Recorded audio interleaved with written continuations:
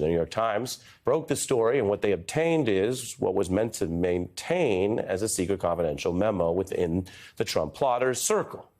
Now, this is actually written by one of the people named by Jack Smith as a Trump co-conspirator, identified as Kenneth Chesebro, and we'll have more on those co-conspirators tonight. But you see right there on the memo his name, as he says the plan was to, and remember, the Electoral College has voted by December 14th, all of this is settled, and yet in plain English, I'm going to leave it on the screen, this is conspiracy evidence right here. The plan was to, quote, deprive Biden of the electoral votes he basically had won, to keep him under the 270 votes that he'd already won, but to somehow engineer a fraud or a plot to create the pretense or the appearance that he didn't have them on the 6th. And this lawyer in private admits it's a bold, quote, controversial strategy. Now, this circulated in early December. And talk about receipts. Some of this was happening in secret at the time. Some of it stayed secret for a long time. But as we learned bits and pieces about the elector fraud plot, there are journalists and investigators who kind of said, wait a minute, this is bigger than it first looked. This is a real kind of crime that's spilling out into the open. Not the only, but one of the first was Rachel Maddow, our colleague. This was just within a week here when she reported on some of these events in real time.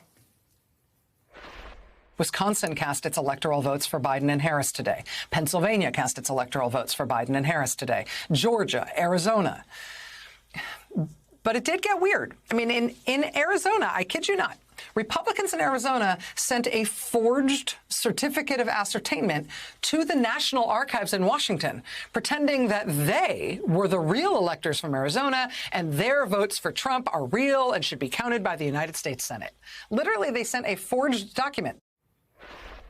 That's exactly right. And you can see it up here on the screen in comparison. Forged, fraud. Rachel was drilling down on that at a time when many people were saying, oh, it's over, let Trump make his noise, we'll move on. She was saying, well, wait a minute, if it's a forgery, that's not only news, that's potentially illegal. That's a problem. It was many months later when the Congressional January 6th Committee got those notes together, conferred with the archives and had received them. You can't send fraudulent documents to the government. Not for any reason, by the way. You could do that on any government form, it's illegal.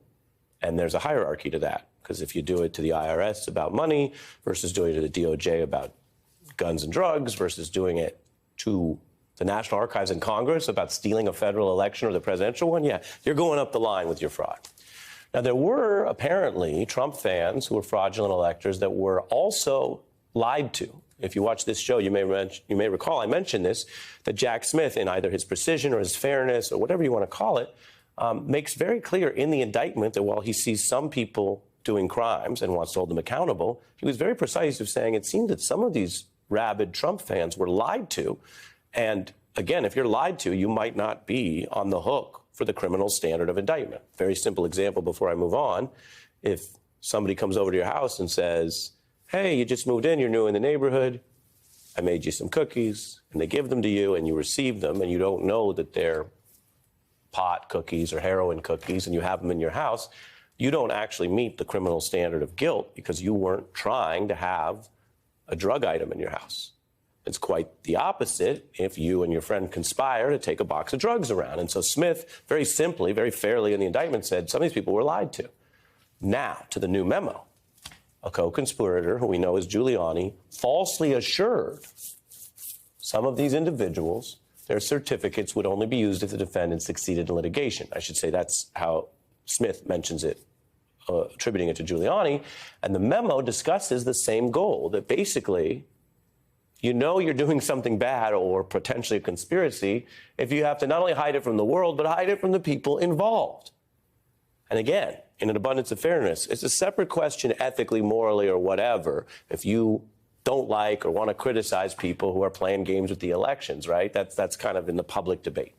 But it's another thing to say that some of these electors, for whatever reason they felt that they loved Donald Trump and wanted to do what the campaign asked, ultimately felt like people who went to Trump University, like people who worked for Donald Trump, like people who were contracted to work in his hotels. It's, yes, an old story, although the stakes were pretty high this time, that they were bamboozled, they were duped, they were lied to. We were duped. Michelle Lundgren is the 9th name on the list of accused fake electors charged by Michigan Attorney General Dana Nessel. We were told to come. They needed us, and we went, and we were given cake and coffee. We were called by a member of the Republican Party. Be sure you come. We really need your help. The scam was bigger than all of us. That's a Trump fan realizing the scam was bigger than her and that she would be used and discarded or sent off to prison like so many others. Now, that's an open case where the Michigan Attorney General actually feels, and I should say legally concluded, that those people should be responsible. My point is not to resolve all of this tonight. Indeed, anyone accused is going to get their day in court. My point is to very precisely say that we have a new memo which adds even more details to how much they knew they were doing something bad and secretly conspiring it to do it. Then they take all that stuff. They wanted to jam Mike Pence with it so he might reject the electors. And then the other plot, that again, if you remember our arrows we've shown you, is the state legislators they hoped would somehow get involved and use sham investigations or references to fraud or dead people voting or the elector stuff to somehow thwart, delay, or stop what was going to happen, what did happen, which was, of course, President-elect Biden becoming President Biden. Now, there are people who underestimated this at times. I don't think anyone here on Earth One, as our colleague Nicole says, anyone in reality can underestimate it now because it was a coup attempt with a violent insurrection on top. And as I've told you before, even a bloodless coup attempt is an illegal attack on democracy. You add in a violent insurrection, you have something we're going to be dealing with for years, unless we don't deal with it, and then it will become something that might be in bounds, and we lose our democracy. It's happened in many countries. So that's why we have all been pulling these strands. I showed Rachel, I showed some of the other reporting, I showed the investigations. Whenever we can, we invite people on to explain themselves here. We try to give them ample time. We try to do it fairly. And sometimes their own statements seem to incriminate themselves. That was the case for one of the few people who was in the White House up through the 6th and the 20th, Donald Trump's hardcore, longtime loyalist, Peter Navarro, and he discussed parts of this plan right here on this show. The remedy was for Vice President Pence, as the quarterback in the Green Bay sweep, to remand those votes back to the 6 battleground states. So you've lost the election, you've lost all the court battles, but you prop up fake scam and election investigations and some fake electors. You try to jam them into the 6 and you try to send it back to the states. At a minimum, you're abusing the system and power and fraud to try to at least delay the certification. Now, the new memo, again, I'm going back and forth between what happened, what we knew, and this memo that the Times just got a hold of, has a kind of a self-criticism in it.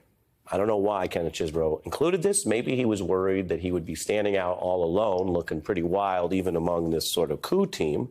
So he went out of his way to put in writing that the very plan, which Jack Smith calls a conspiracy, that he was proposing was, quote, kind of wild/creative.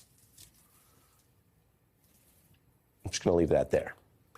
Now, the New York Times has also pointed to an email from Boris Epshteyn to a Trump lawyer that discusses these fraudulent alternative votes and that they should call them alternative. That's a better term than fake votes with the smiley face. Now, again, if this were a movie or a story or a play or a cartoon, you could dismiss it all. Be like, this is just sort of, Keystone Cops, clownish. But this was all quite real. And smiley face or not, messaging or not, spin or not, we know what it led to. We know why it's now indicted as a coup conspiracy. Now, Mr. Epshteyn discussed the plan as well when we asked him about it on the beat. Now, here's a bold assertion as well from this new revealed memo. An invite to print and even TV journalists could be invited to cover the event so that fake electors would sort of try to make it look like a real thing. Now, again, we're going from this newly revealed memo, which builds on his previous memos and some of what the Jan 6 committee found, to footage like this. So in some places, as I told you, they were lying about it, duping the people and saying, hey, keep it secret. But in other places, like Arizona, they said, well, let's make it look official. Hand out some papers, sit around a table. This is one that, as I mentioned, Rachel highlighted at the time. The Arizona GOP uploaded the video online and they were committing what would appear to be election fraud at the time. Now, you've seen this before.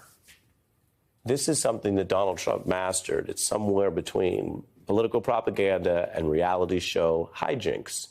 If you're going to do the bad thing anyway, then the more you publicize it, launder it, and make people aware of it, tired of it, fatigue them out, the more that later you say, hey, this was no secret. How could it be bad if it wasn't a secret? And the answer, of course, is, well, that was your strategy. And the bad news for some of the co-conspirators is we're seeing it in writing in the memo. That was their strategy. Chesbrough says there should be messaging that presents this as a routine measure. But the memo says it wasn't actually routine. That even if the Supreme Court actually took a case like this, they would end up ruling the power, of course, lies with Congress, not this ridiculous bananas vice president theory, which Pence and others rejected. And there was no evidence of mass voter fraud. And the memo also comes around the same time as two previously reported memos, as I mentioned, which suggest this is part of a big coup conspiracy. The cover-up attempts show the Trump camp knew that as well. So, yes, you can give legal advice, and yes, you can go on TV or out in public and give speeches full of lies. You can do those things. But if you start writing down your illegal plan, if you start writing down the details of how you're going to lie to everyone from the government on out, you might be telling on yourself. You might be writing down something that isn't really a memo at all.